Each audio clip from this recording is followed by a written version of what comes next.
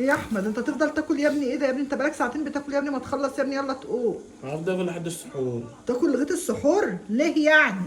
عشان اقدر اصوم بكره. تقدر تصوم بكره؟ ليه؟ طب ما تتسحر، ما انت بتتسحر تفضل تاكل من الفطار للسحور؟ ايوه عشان المعده تكون مليانه. المعده تكون مليانه؟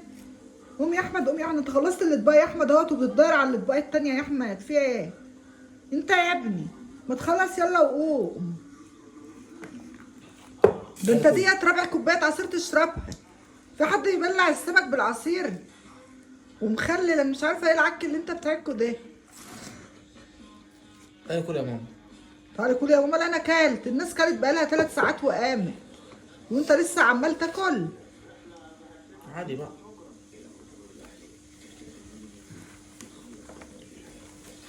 يلا يا حبيبي خلص يا حبيبي عشان بطنك هتوجعك، مش بكتر الاكل يا حبيبي،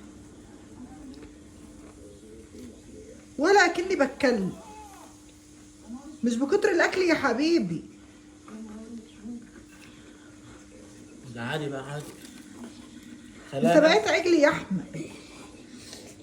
رمضان الناس بتطلع منه خاسه وانت بسم الله ما شاء الله.